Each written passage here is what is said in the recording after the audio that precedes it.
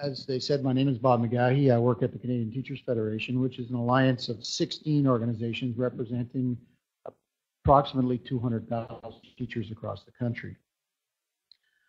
I'm a teacher, and as such, I learned very early in my career not to speak about that which I do not know. I'm not here to talk to you about science. I've listened for the last 2 hours and I've heard varying viewpoints. Don't envy you your task of trying to wade through that science to determine what is appropriate. What I do know is that we don't know. And perhaps we don't even know what we don't know. And that can be scary.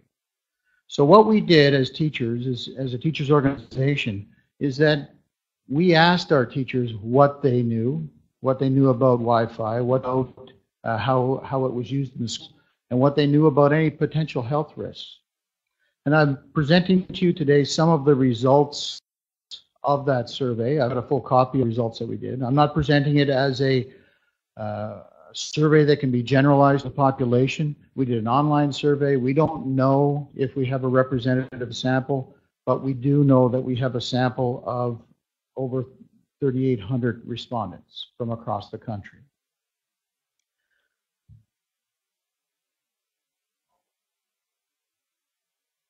It's important for our recommendations to know that almost 9 in 10 teachers told us that they either had wired access or both wired and wireless access to the internet in their schools.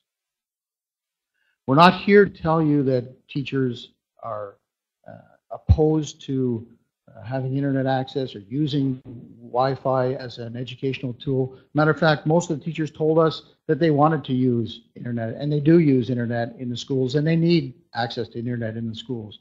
But they also told us, 75% of them told us that they could use a wired access instead of a wireless access. And even those that said that they could not use a wired access said that they could make use of a wireless access that could be turned on and off in their classroom. And so our first recommendation to you is that Safety Code 6 should have a recommendation somewhere, until we know for sure, a recommendation somewhere that Wi-Fi in schools be used prudently. There are many cases in schools where teachers wheel in classrooms of some sort of device, much like the devices you have on your table there, and they use them in their classroom. There's no need to have wireless access available all day, every day. That cart could come in with an access point that gets plugged in and turned on and used while it's used in the class, and then turned off and wheeled out with the devices. We're not against the use of Wi-Fi. We're for the use of prudent use of Wi-Fi. We wanted to find out what teachers knew about any potential health hazards related to exposure to RF fields. This part of our survey proved very interesting, as it was clear that little or no effort has been made by schools or districts to inform teachers or parents about the use of Wi-Fi in the schools. The vast majority of teachers knew nothing about this, and the anecdotal responses that we got to an open-end questions indicated that I didn't know this was an issue, but now I'm going to do some research. And they're going to go online and they're going to do some research and they're going to find whatever's online. They're quite frankly not going to find the peer-reviewed studies because they're not published online, because the publishers are keeping them in their journal. What's online? So again, they're not going to know what they don't know. And we need decisions made based on solid evidence. And I've heard this morning 2 presentations, as have you, from one side, nothing to worry about, and another one that said everything to worry about. So who do you, and that's up to you, I guess, in your solemn-esque task to try and figure out who do we believe. We're hearing anecdotally, though, about health problems related to Wi-Fi exposures that are not related to heating effects. For example, this email crossed my path yesterday, the day before. In 1993, a teacher from British Columbia. Since then, he's experienced acute, severe sensitivity to electromagnetic radiation, and he's physically moved himself to another community. He's doesn't have, as we've heard from many of the people we heard, he doesn't have in his home wireless technology, cell phones, all of that sort of ways. He avoids that. His school in 2011 decided, and I say he, I don't even know it was a he, I'm just saying he, so installed 2 industrial Wi-Fi routers in his school. He went to his principal and asked, can you please not turn these on because I'm going to have an adverse effect of these. I'm not going to be able to work. Went through a process there. To make a long story short, in 2012, the principal sent an email, said they were turning them on. They turned them on in March of 2012.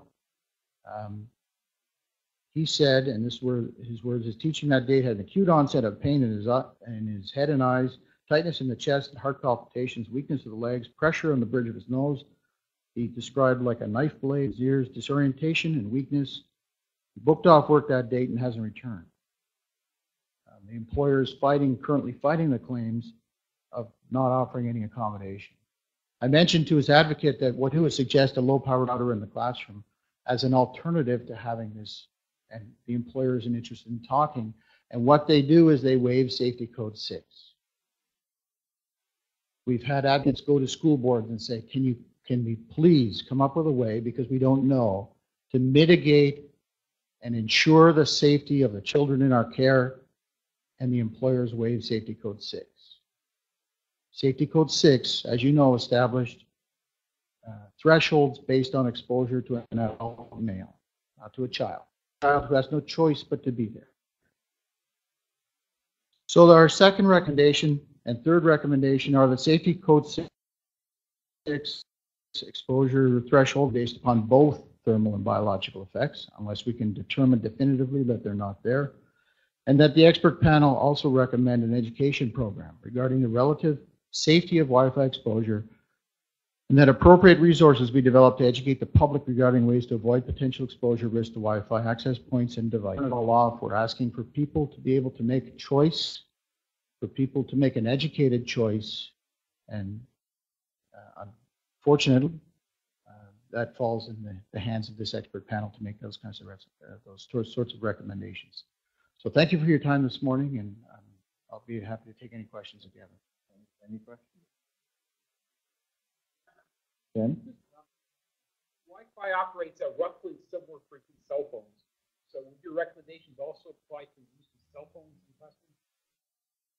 Cell phones are being used in classrooms across the country for both pedagogical reasons. It's the same sort of situation. If a teacher has a purpose, many school